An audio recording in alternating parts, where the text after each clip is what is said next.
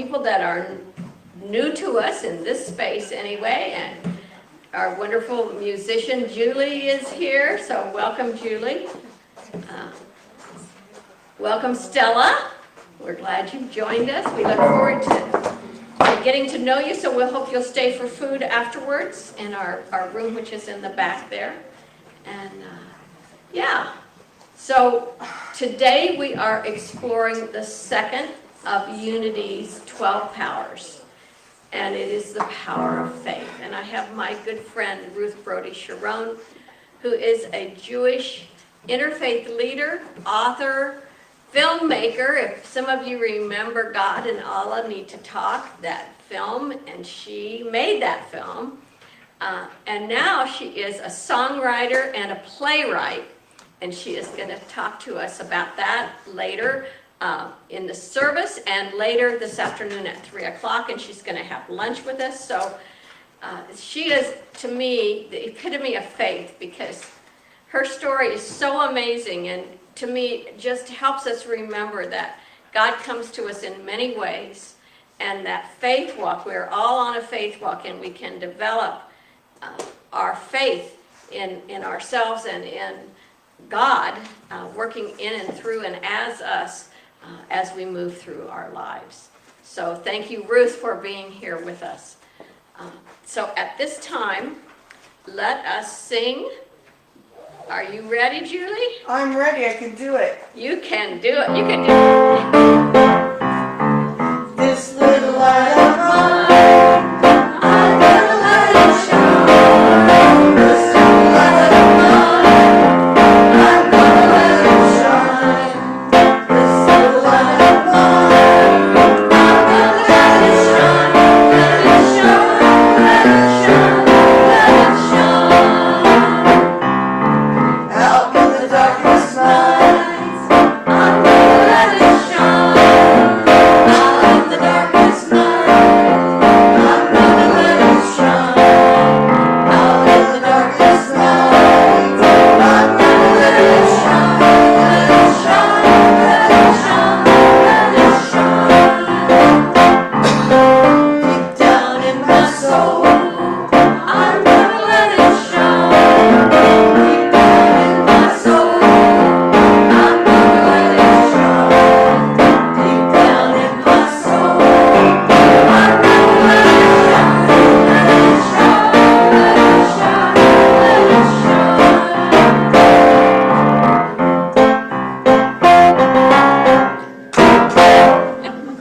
it. Julie always has flourishes.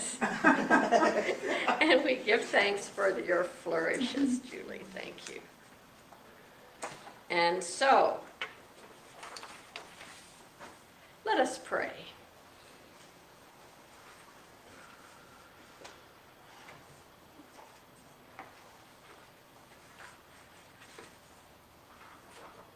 I invite you to let my words be your words.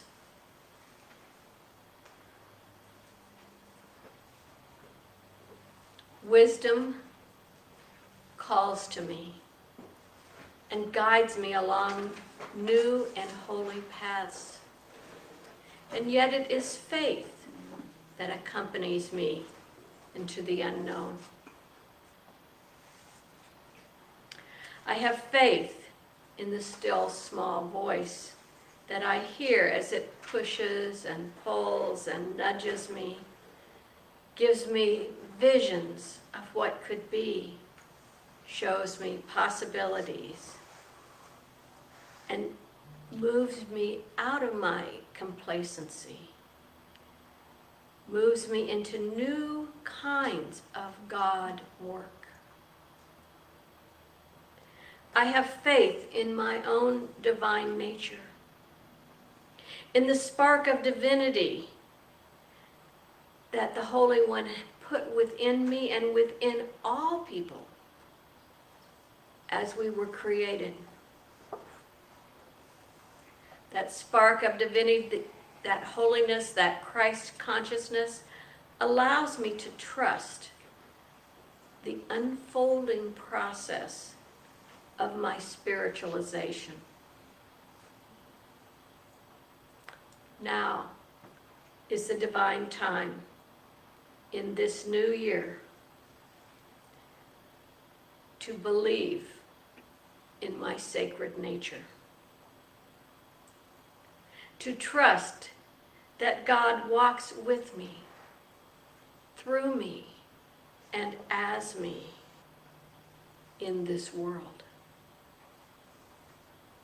I realize that all things are indeed working together. All things. The things I like and pray for and want, and the things that I may resist.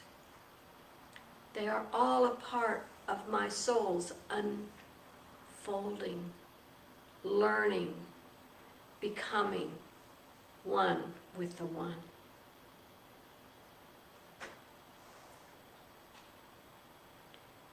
And so my faith grows, and I allow the world, the universe, to teach me as I open to all the possibilities that I am and that God is, right here, right now, in each moment of every day. And so it is. Amen. Let us sing.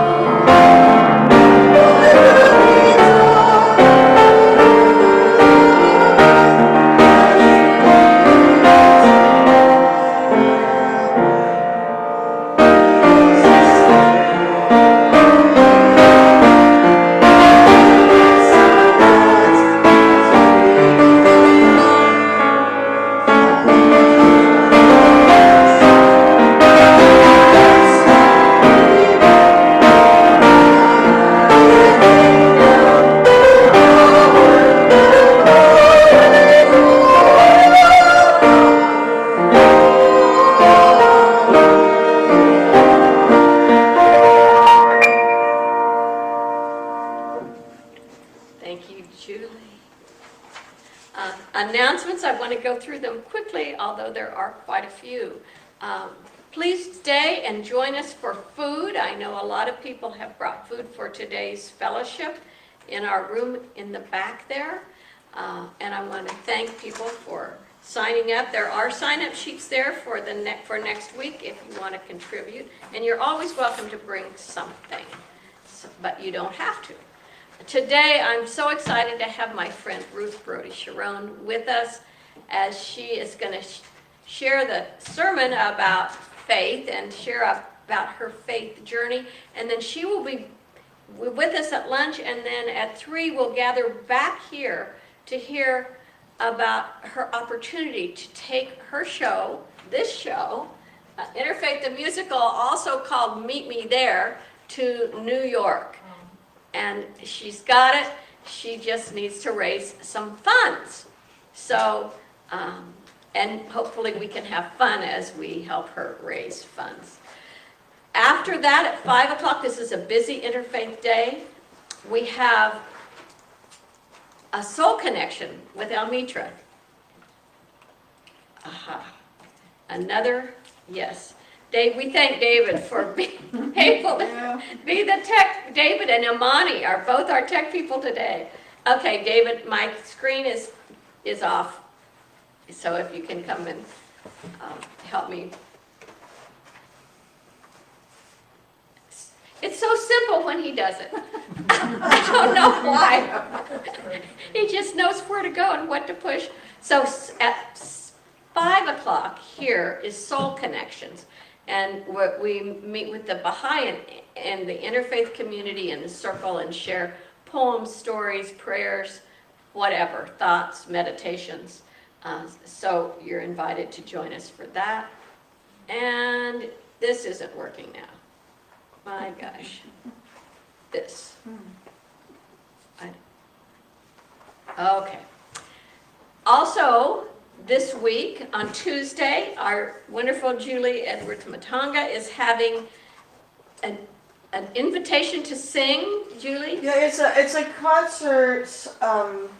It's actually based on in an interfaith group from Redlands that is for the Trinity Episcopal Church and the Jewish congregation there. And the group is called Musica Viva, and I was invited by the founder because she's retiring, and she asked if I would take it over. And so, Yay. It's a mixed chorus, and we're just kind of starting afresh. And since we didn't have enough music and time to prepare like a whole program, I invited my women's chorus to perform, and also there's going to be an octet of trombones who are going to be performing. And it's this is about amateur musicians making music together and what that does for us as a community of musicians coming together. Amateurs, talented professionals, or talented amateurs, retired and active professionals and students all coming together to make music, for ourselves and for the community. So that's what it's about. Thank you. It's free. And maybe if people want to go to Redlands, maybe we should carpool. So something to think about. It'll be a really nice concert. Then also, let's see, this is Wednesday. This Wednesday, the 21st, the mayor, our mayor in Pomona, messaged me last week to ask me to come. And so I really do want to join a vigil for Ramiro, who was detained in Pomona on the corner of Holt and San Antonio, right by where our old church used to be. And he is still in detention, even though he has a lot of health challenges. So if you want to join me, that is Wednesday, 4 to 5:30 down there, which means that I'm going to postpone our meditation and prayer that's on Zoom till 6:30 just this week instead of 4:30, so that I can go and be with the community for this vigil. We are looking at starting a new book study, and it is a classic unity book, Let There Be Light. I know last week 4 people said they wanted to go. It's on the metaphysics of the Hebrew Bible. So we call it the Old Testament sometimes, and it's a classic unity book, and it takes it from a history story to something that is meaningful in our bodies, our being right now. It transforms those stories. And so would you raise your hand if you're interested in being in that class? It's a Zoom. Jackie, Arthur, you had said, or you don't know if you still are, Linda, Arthur, maybe Drac? Okay, we're talking evening, 7 o'clock. Oh, Carmen, maybe. Okay, there's a sign up if you're interested. And I don't know, did you raise your hand, Marianne? Yeah, I raised Okay, so I couldn't remember who did last week. There's a sign up sheet. If you thinking about it, just put a question mark. But on the back table, if you guys can put your name, because my memory during the service is short. What time? 7 o'clock. And it will either be Tuesday evening or Thursday evening. I'll be teaching. You're teaching both evenings? Well, Tuesdays for sure. Okay. So I'm thinking Thursday. More likely, it will be Thursday. So, and I know Roberta Perlman wants to be in that as well. So, yeah. So it should be a lot of fun, and I'd like us to get together, occasionally gather and have an in-person meeting. I think that would be a lot of fun. And if you have trouble with Zoom or you're new to Zoom, let us know, because we can help you get that on your devices. And it is usually very helpful. Compassionate Pomona meeting is this coming Thursday, the 22nd. Our friend church, St. Paul's Episcopal in Pomona, is having their 150th year anniversary dedication next Sunday. So I thought we should probably send a card, Jackie, if you can help me remember, and maybe we can all sign it. And there is a sip and paint day at the Daw Center in Pomona.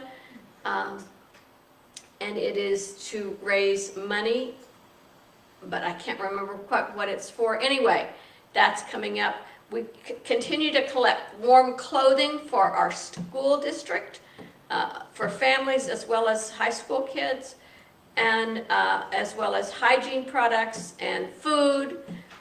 Ruth, who is usually with us, is not feeling well today, so prayers for her, please. And we are in this 12 Power, developing our 12 Powers Within Us series of really 13 weeks, but for the 12 Powers.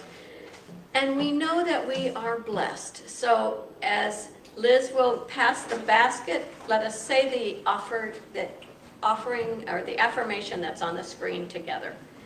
Divine love through me blesses and multiplies all I am, all I give, all I do, and all that I receive. And so it is. Thank you, and thank you, Liz, for your faithful service. I've got something in my eye. Okay, Jackie, will you come forward? This is, Jackie is our board president, long time serving, and she will lead us in today's daily word.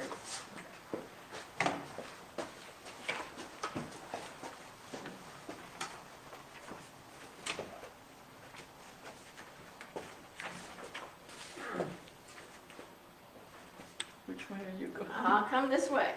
It's a dance. It is. Good morning. Good morning. The words for today are world peace. As I affirm peace, I help create a peaceful world. As I affirm peace, I help create a peaceful world.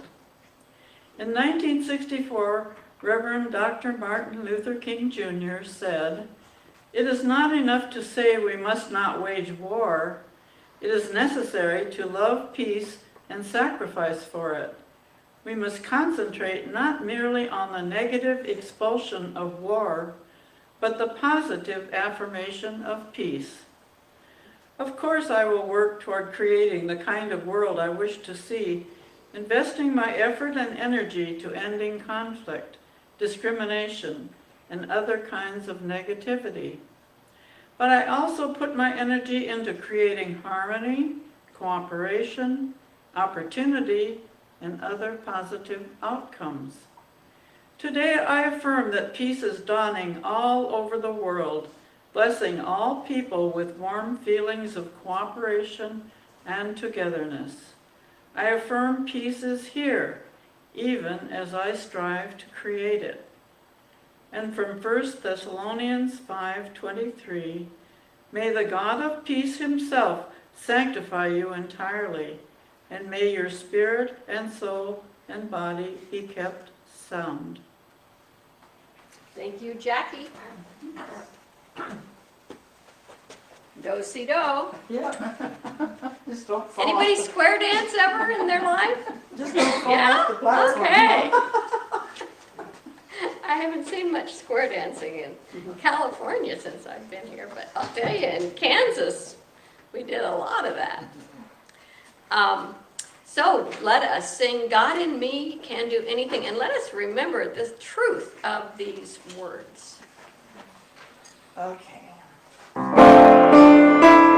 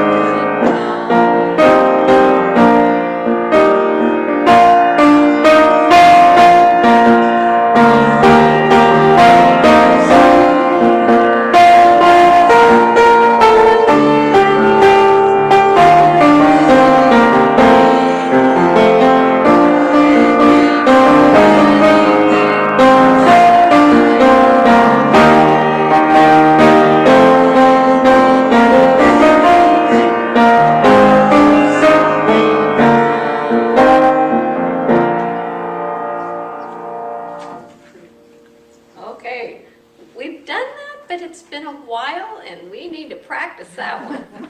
I think we can release and let that one go and find something else. Well, let it go. Yeah, The message is so it is good. a good one. We could say the words. Just say, that was nice for the time, but, you know. Okay, difference of opinion. So, we are talking about accepting crisis in faith and our faith journeys. And this is our time with Ruth, and I'm going to set her up here with a little bit of Unity's understanding about our 12 powers and the power of faith before I have her come. I have somewhere here. We like to start with humor, Ruth, so here's a short humorous story. A Muslim, a Buddhist, and a Christian were arguing about their faiths. The Muslim said that theirs is the true faith. The Buddhist says that nirvana is the key, while the Christians, of course, argue that Jesus is the way. This went on for hours, and finally the Christian said, "Let us settle this once and for all. Let us all jump off a cliff, and whoever God saves, then we will know that that is the true faith." After thinking about it for a while, they finally all agreed. They found a cliff, and the Muslim went first, and he jumped, and as he jumped, he shouted, "Allah!" before he splattered. They were both shocked, but not surprised. They said their prayers for the Muslim, and they continued. The Buddhist went next, and as he jumped, he chanted, "Buddha, Buddha, Buddha, Buddha," and the miraculous happened. Just before he hit the ground, he was floated back up to the top of the cliff, safely. Giving a smile to the Christians, he gestured to the cliff for the Christian's turn to jump. The Christian was unperturbed. Taking a few moments to compose himself, he then took his leap of faith. "Jesus, Buddha, Buddha, Buddha, Buddha."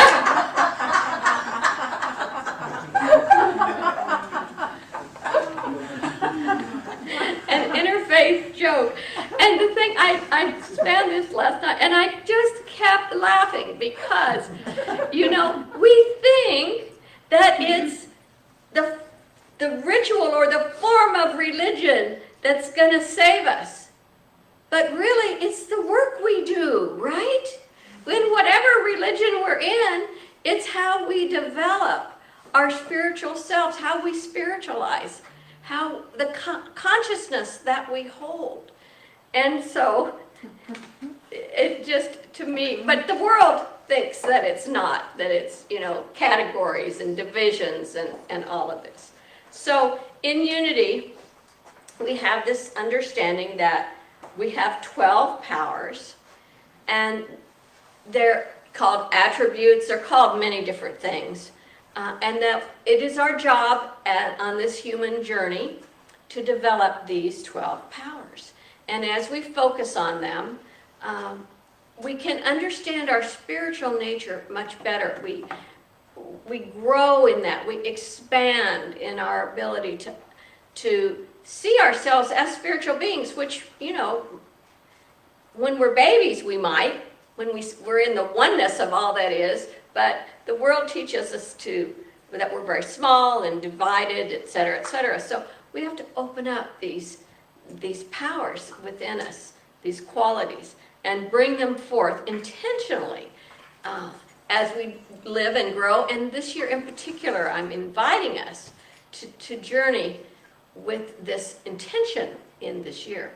So the power of faith is located in the center of the head, between the ears and in back of the eyes, near the pineal gland. And the corresponding color is blue, the disciple, each power has a disciple that kind of represents it. And Peter is the disciple. Several things, there's a lot written in the Bible about faith. Jesus said, everything is possible for one who believes. That's from Mark and from Hebrews. Now, faith is confidence in what we hope for and the assurance about what we do not see. Many of us, and I'm thinking, and when we sit in there to eat, if we're going to have a conversation, we might want to talk about some of the leaps of faith that we have made in our lives. We make them in relationships, we make them in school, we make them in work, in our careers, all over the place. We make in moves. Anytime you make a move, you're making a leap of faith, right? So faith is just such an important part of listening to God and then stepping out in faith and doing what we have been called to do.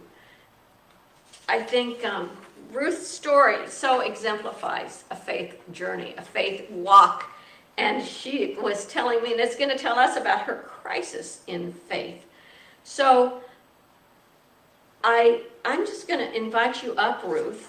Why don't you? Oh, one thing. I've got to go over the steps. So the steps that Unity in this little booklet has is the first step of developing faith is receptivity. To learn to listen, to grow in understanding of spiritual truths. That's why we come to church, right? To understand spiritual truths. To receive them. Then we have to learn to understand them, to go beyond just receiving them and being willing to say, oh yeah, maybe that's true, maybe that's right. And begin to delve into the deeper meaning of our spiritual truth. Then the third step is belief. We begin to use our intellect and believe in the goodness of God and in the goodness of ourselves. And then the fourth is trust. We move from intellectual understanding and acceptance of truth to really spiritual realization of them. Faith becomes then the basis for our action. Then we believe in faith. Faith is the divine potential within each of us and inspires our actions. Then number 6 step is conviction. When you have conquered all doubts, all fears, and even temptation to judge by your senses, we talk about beyond appearances, right? And so that is when we reach a point where we have a spiritual conviction. And then the 7th step is realization. It's not that we have faith, it's that we are faith. We know that we are the divine in expression, the Christ consciousness expressing, the spark of divinity expressing, whatever you call it, that we're just one with the one, right? And that's the work. So now, Ruth, I'm inviting you to come and to share with us your story and whatever else you want to tell us.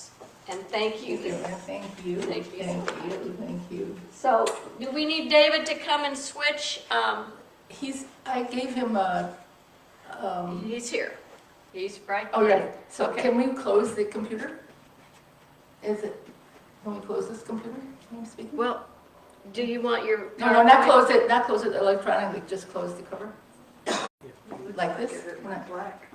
Will it be like that? You see it? There's no signal. Oh, Nothing will okay. come up. Go ahead. There. Yeah, that's fine. Okay. All right. You've got it on hers now. Now what happens is, where's the camera? The camera's there. Yeah, camera's. So what happens if I want to move over here and talk? Oh, go ahead. You'll come. All right. So I was going to invite everybody to come really close, but most of you are pretty close already. But I like to have people near me when I'm talking. Thank you so much, Jan, for this invitation, and greetings to all of you. Greetings of peace and faith. And do you remember, let me ask the first question.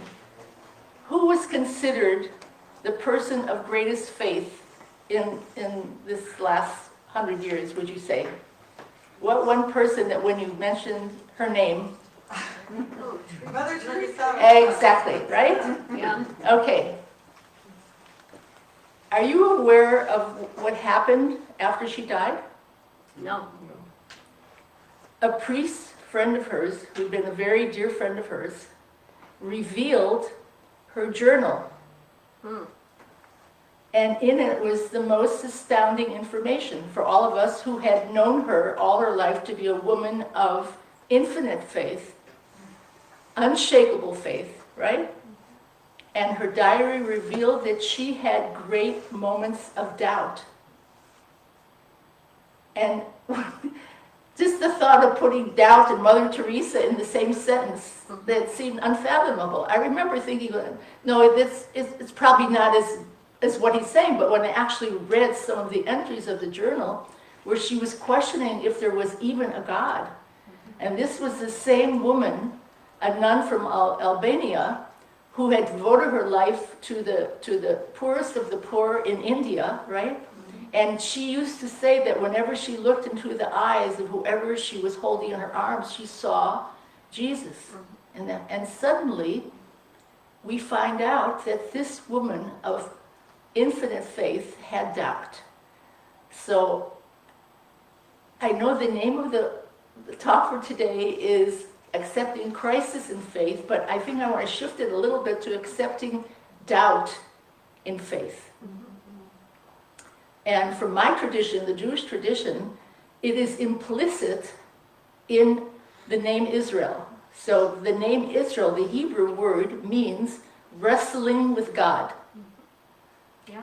And that's what we do all the time. And that's why they say for every 2 Jews, 3 opinions. Yeah. Because we are taught from a very early age to question everything and to wrestle with our doubts. And then at the end of the day, if at all possible, to still believe. But there are many stories that rabbis will tell you that when someone will come up to him and say, well, I really enjoyed your service, Rabbi, but I don't believe in God. And he'll say, don't worry, a lot of the people in the congregation don't either. So the idea of belief within Judaism, it's not central to it. A lot of it has to do with just being peoplehood and having a history of 5,000 years.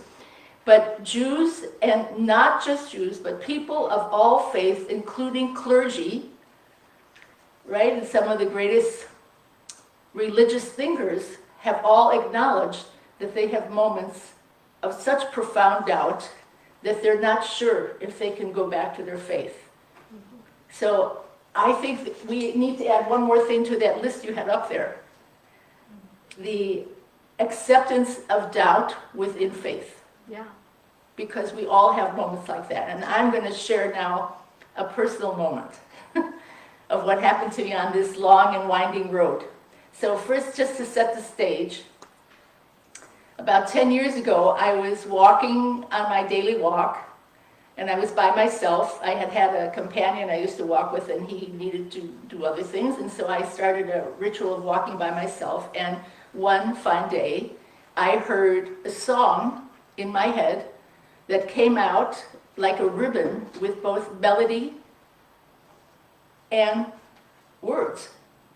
And I'll just tell you the opening words. They were, what if when you awoke you were wearing a stranger's shoes?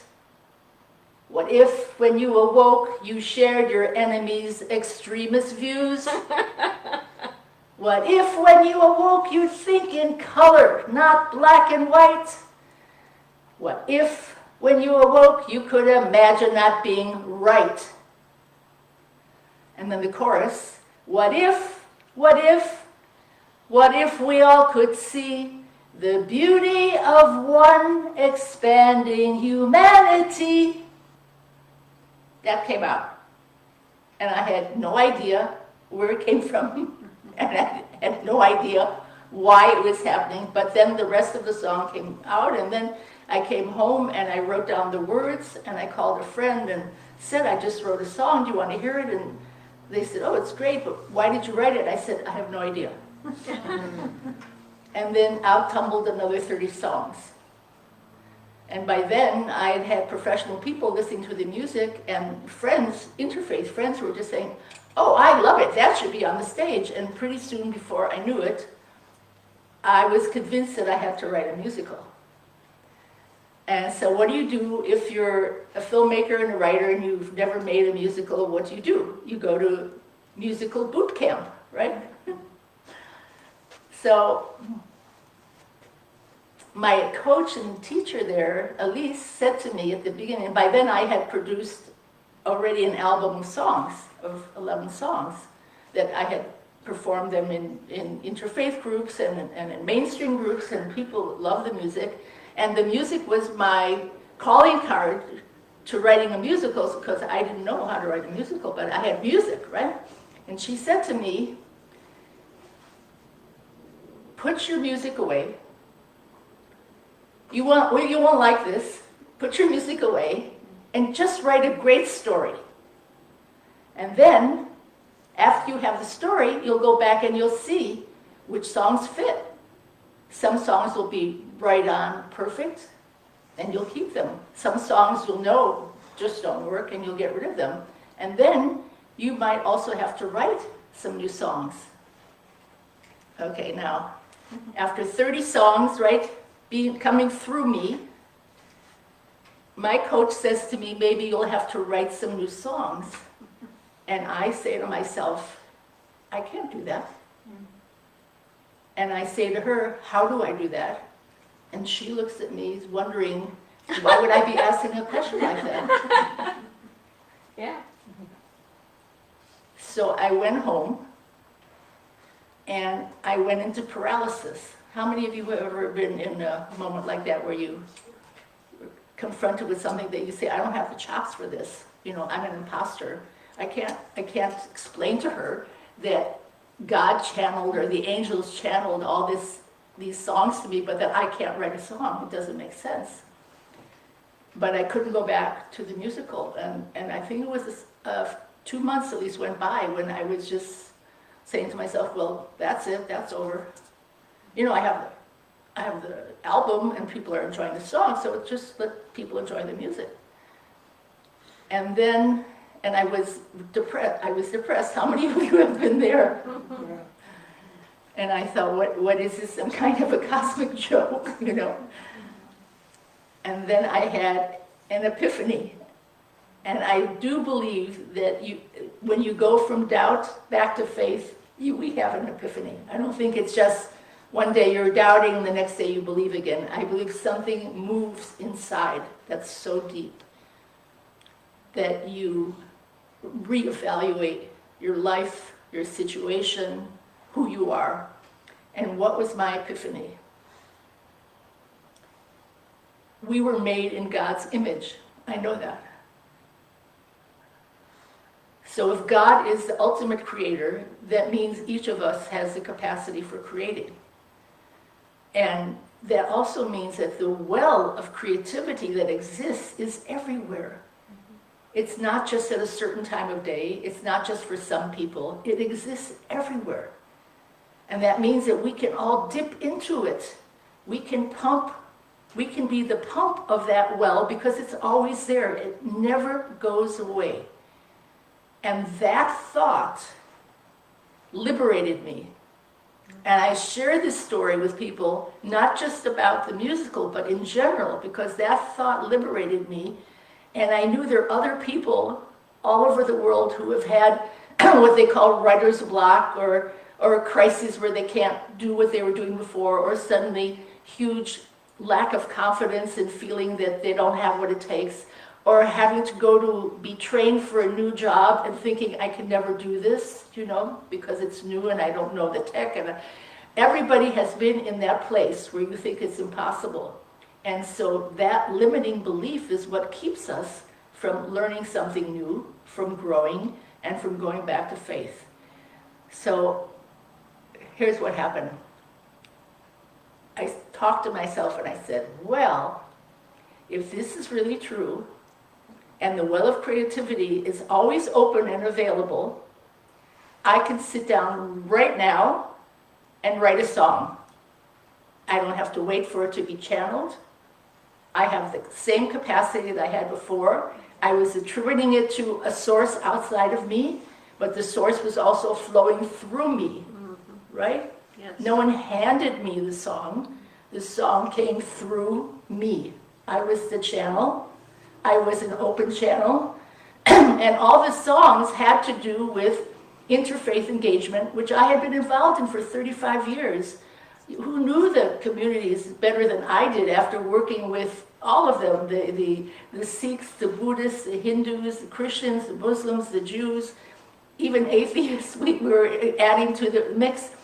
And so I thought, okay, I can do this. So I sat down, and in 15 minutes I wrote a song called The Song of Peace.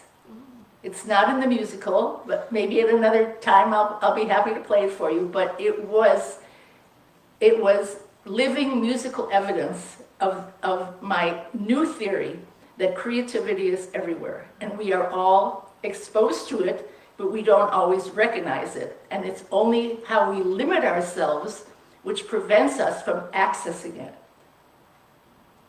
Children know that until we tell them, oh, you can't do that, Yeah. or you shouldn't do that. But children know that. So, I want to show you 2 videos now, okay? I'm gonna introduce you to the music so you'll know why there's so much excitement about it and why people from the very first moment have felt that this needs to be in mainstream theaters, because we have not yet seen who we are as an expanded humanity. What if we could see the beauty of one expanding humanity? So this is the first short one, and then I'm going to have one of the performances, public performances of one of the songs for you, and then I'll have a little more to say.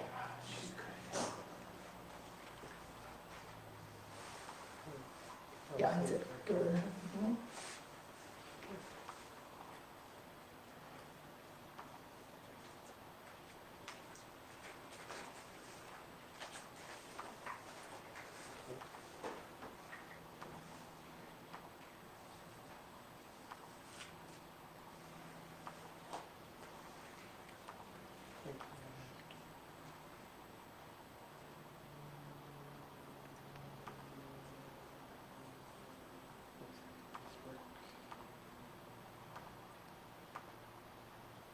Thank you for your patience.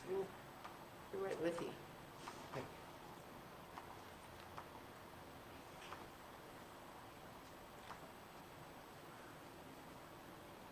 I think that's it. If you just press the Yeah, start. but I was wondering if we can get on the projector. Oh, no signal. Do you know why?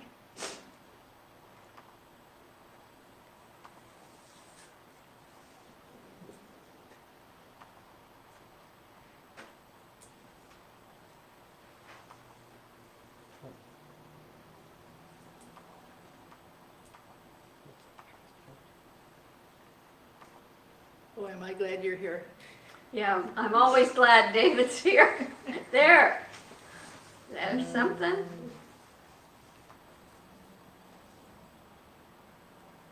There we go, that's good. Oh, now it's not loud. So,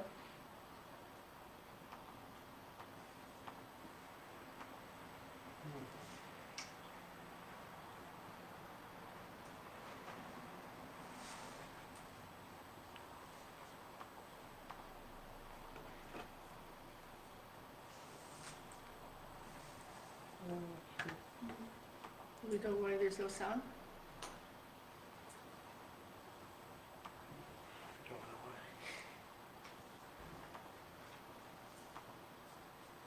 Let's try.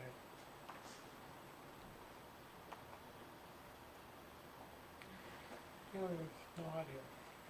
No? Is it because it came from the That's probably why. the what? Oh, there it is. Oh, there you go. Go back to the beginning, okay? Okay. Okay, we got it. And we need to turn it up probably too, right? Yep.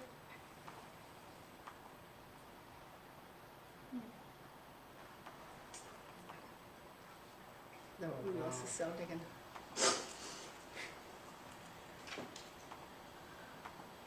Hold.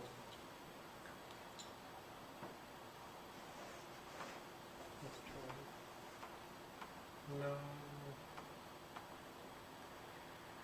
Hey. You had it a moment ago. We heard it a little bit. Right? This is.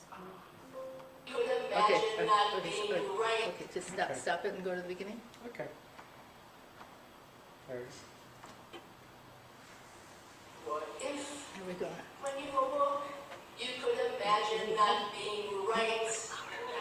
What if, what if, what if we all could see the beauty of one expanding humanity? There's a field out there beyond all right and wrong. There's a field out there of peaceful which we long. There's a field out there where you and I belong. Go, go, be there. Our protagonist, Maya Gold, is an ardent interfaith activist, a Jewish leader who has committed her life to bringing people of all faiths together. And her only daughter, Tamar, who is 19 years old, suddenly announces that she's in love with a Native American man, and she plans to marry him. When Maya hears this news, she's devastated. What about my legacy? What's going to become of our people if our children don't honor and respect our traditions anymore? What if my children go astray? What if they choose another way? What happens to our family tree? What happens to my legacy? What if my parents wait and cry unless I'm willing to comply to serve their faith and history? Why do they have this hold on me? Every great theater production must have a love song. And so this is a love song between Tamar, the daughter of Maya, and Stargazer, an indigenous man who are madly in love and who know that their parents on both sides do not approve of the union. Why do they try so hard to keep us far apart? Can't they see we're joined together, heart to heart? It's not impossible to cross the great divide. When your love is waiting on the other side. Fiddler on the Roof meets West Side Story.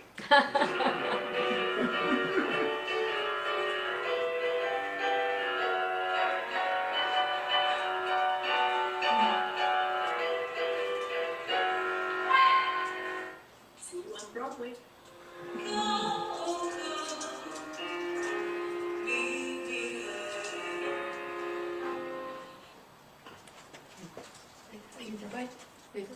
Okay, I'll just introduce the next one while you get it ready, okay? So you So, can turn the volume up too. Yeah. It's still okay, so hard to that hear. loud enough? Not loud enough. Okay, all right.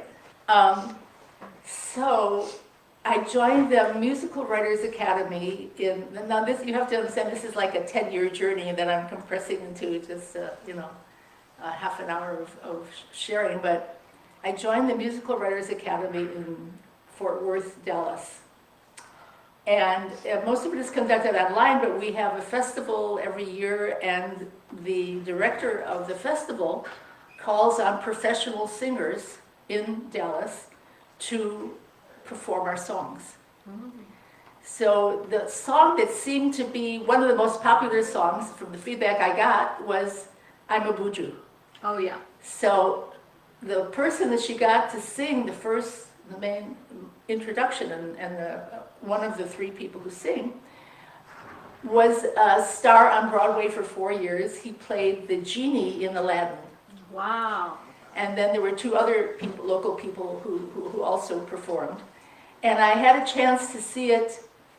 We had performed, Jan, were you there the night we performed the 8 songs at the Yeah. Pico Union Project? Right. So that was the first public performance, and with great response, standing room only, and people stayed for an entire hour afterwards for Q&A, which I thought was fascinating because people started responding to the message of the musical, including, you heard a tidbit of the What If My Children Go Astray? So Tati, an 80-year-old woman, stood up sobbing at the end and said, I never understood how my parents felt about me when I didn't follow the path that they wished for me. And I was always so busy trying to follow my path, I never thought about what they were thinking and feeling.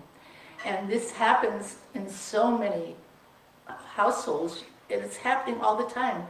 Doesn't matter that we have AI now, it's still happening. And I'll tell you, when I was about to release the album, the first album in Salt Lake City at the Parliament of the World's Religions, I was in touch with a pastor who was also a choir director, and I was checking to see whether maybe his choir would sing some of the songs. And so I sent What If My Children Go Astray and 2 other songs. And he called me up and he said, Ruth, that song, What If My Children Go Astray, you're going to have to change the name if you want us to sing it. And I said, what? He said, you don't understand. Last week, we had 3 people in our congregation, 3 young people who committed suicide because they were trans or gay and their parents wouldn't accept them. Oh, my God. So there was a long silence when he told me that, and then I said, you know, with all due respect, that's exactly why I can't change the name, because this is something that needs to be talked about. No, can't be just the secret of the family. This is something that many people are dealing with all across the board, all across the world, whatever religious group it is. Some religious groups ignore it or say it doesn't exist, or they punish it by death even. But, you know, this is something that we have to talk about.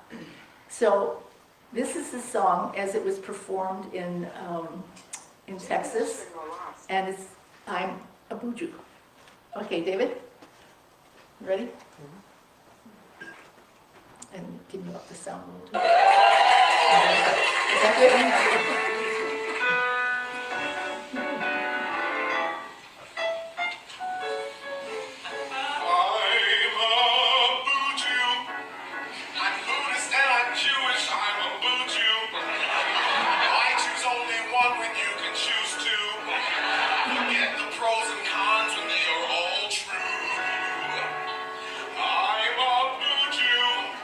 I emulate the Buddha and his worldview. I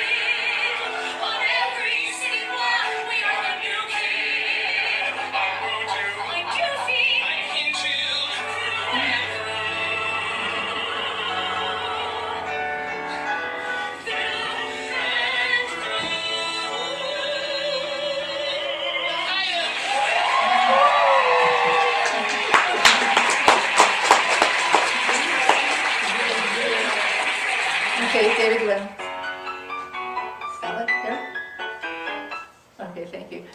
It's a perennial favorite, and so much so that when I first played it in Salt Lake City, when the whole performance was over, the tech guy came up to me and he came up singing one of the songs, I am a Buju.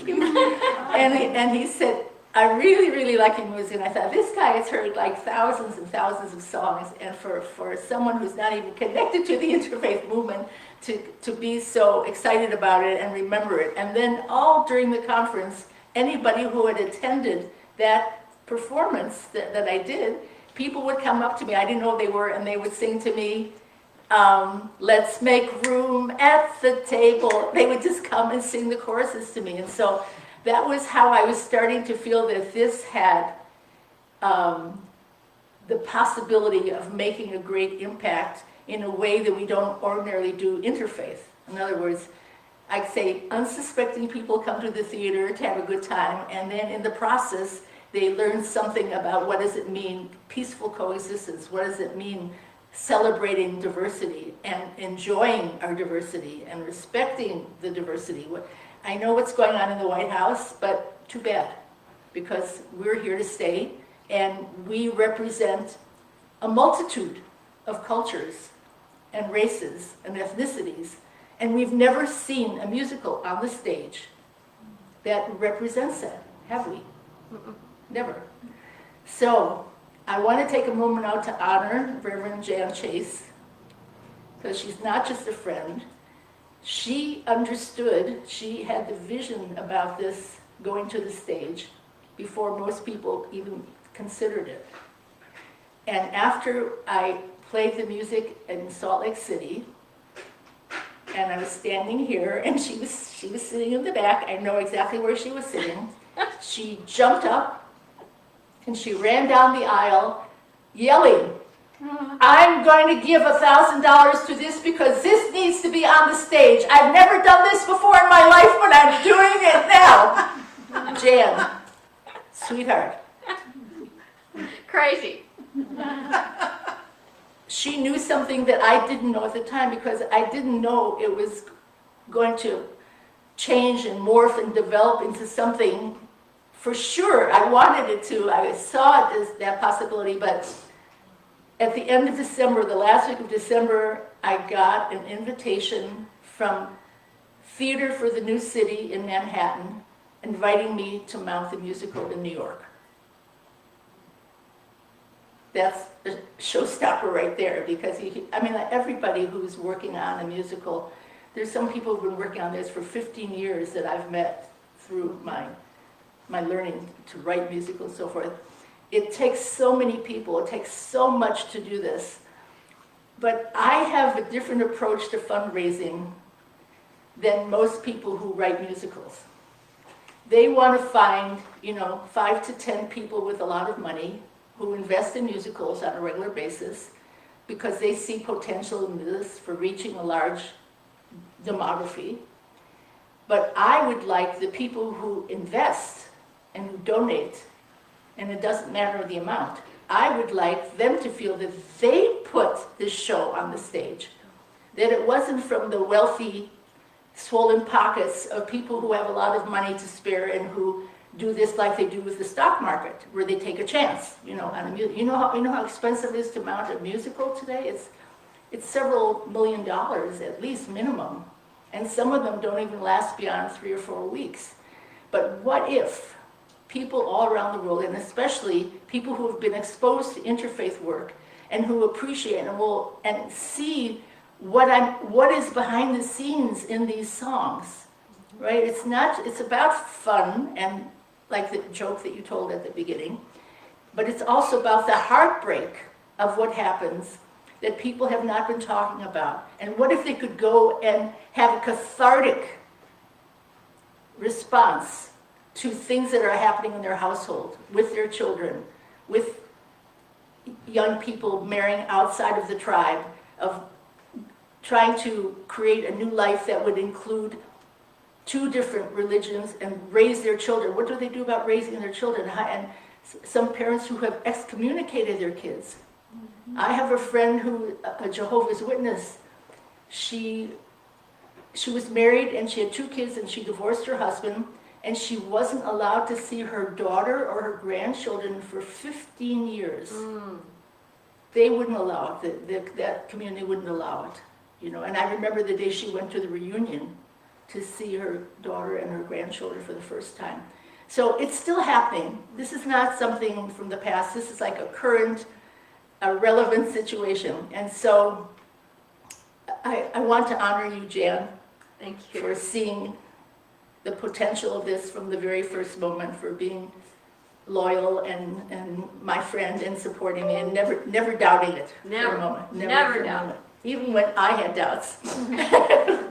and letting you all know that doubt is a part of faith. And by the way, the pineal gland that Jan referred to in Hebrew is called Pneel. And Pneel means the inside of the face of God. Really? Wow. So this is an opportunity for us to really give people of all backgrounds a chance to appear on this. And I hope that in the musical, in the script, which is called a libretto when it's a musical, because it includes all the words to the songs as well as the dialogue, there are parts for Christian, Jewish, Muslim, Hindu, Buddhist, New Age, and atheist, evangelical, and indigenous. And 3 of the 5 main roles are going to be played by indigenous actors. And my goal is to find indigenous actors to play indigenous actors. So, and for the Buddhists, there will be a Buddhist playing a Buddhist and a Christian playing a Christian. I have a Christian minister who's one of the important characters as well. And so, you know, this is where I'm saying to people, this is not just a musical, this is a movement.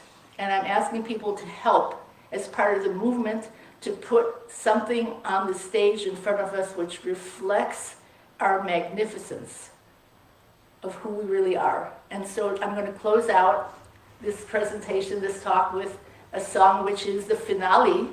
Oh, yes. The finale of the musical, and it's performed by a group of some 40 people in Dallas, Texas. It's called This Is Who We Are. And then I'm going to ask you to be generous and make donations. And also I have ceramic coffee mugs, and I have baseball caps, and I have tote bags, and I have T-shirts if you're interested at all. And I thank you so much for inviting me to be here, and I appreciate you all. Thank you. Okay, ready. This is who we are.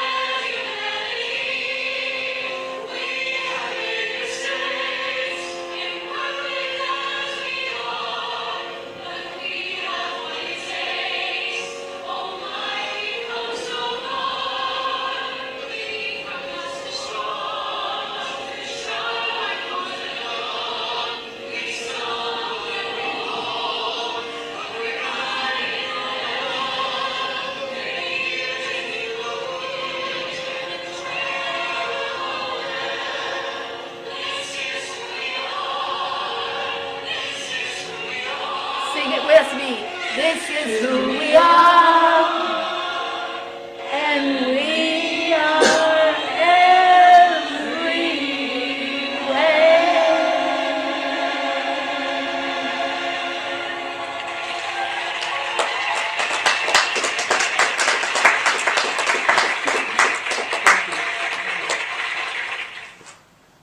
Let us give Ruth a big applause.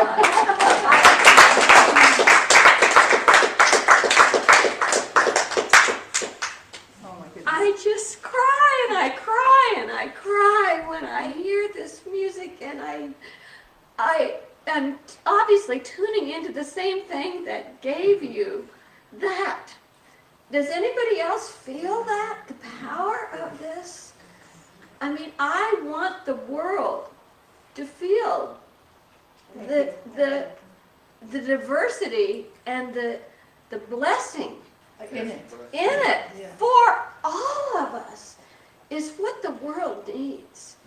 And it, Especially now. especially You know, and now. I wrote this before Yeah. DEI became a bad word. I mean, It just seems like this is the moment to release it. yeah. And so just to give you a little background information, that it usually takes about, 8 months to a year to mount a musical, because you have to hire a director, a music director, a set designer, a choreographer, a casting director, and orchestrator, because these songs you just heard with piano, but they have to be orchestrated for 4 to 5 musicians. And in the cast, there are 19 people in the cast. And so people say to me, cut down the cast. I said, I don't want to, because I'm expanding it, because that's who we are. I don't want to cut it down. And so it costs, I just heard another estimate, between $200,000 to $250,000 just to put this on the stage for 3 weeks. And my hope is that I'll be able to invite industry people and potential investors, that they will see the value of this for bringing it to a larger theater and keeping it on for longer, because they will be also appealing to all the different communities that are represented in it. It won't be just usually the Muslim, Christian, Jewish triad that we are used to. It's going to be much more inclusive. And I'm hoping to get the Sikh community, the Sikh in New York, to be part of the production as well. And so it's a huge vision. But when people say, how are you going to raise that money? I say, if God brought me this far, she's not going to abandon me now. And I have to say, Unity just donated 1,000 last Thank week you so much. Yes. to thank you. Wish it could be more, Well, but over the next 8, I'm trying to, if you have ideas for fundraising, I want to hear about them, because I do want to make this part as much fun as possible too. When people talk about money, everybody gets a little nervous, right? Money brings up, we all have issues with money, right? But if you can think of something that we could do in the community, not just here, but I could share it with people elsewhere, to make this a more fun campaign, I'd love to hear from you. And if you, does anybody want to ask any questions? Can I? we're do you gonna have time for have that? we're gonna have lunch Oh, together. okay, all right, so I'm And then we're available. gonna have Come and talk this to me. afternoon at 3 Okay. time to talk about Okay, all this. perfect. And so David, Okay. if you can Thank you so much. put us on our closing. Yeah, let's give Ruth another big hand.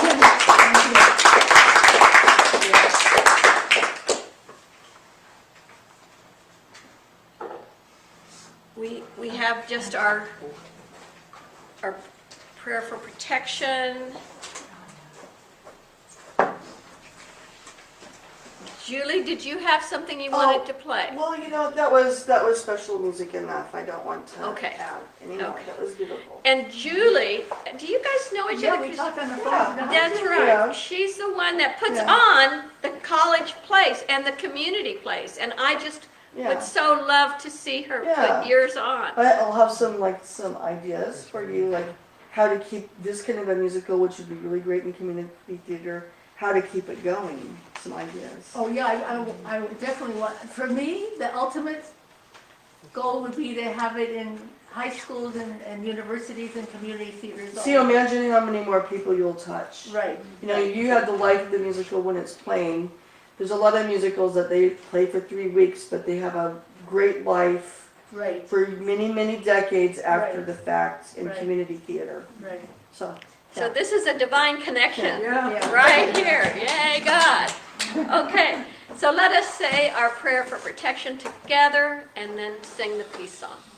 The light of God surrounds us. The love of God enfolds us. The power of God protects us. The presence of God watches over us. Wherever we are,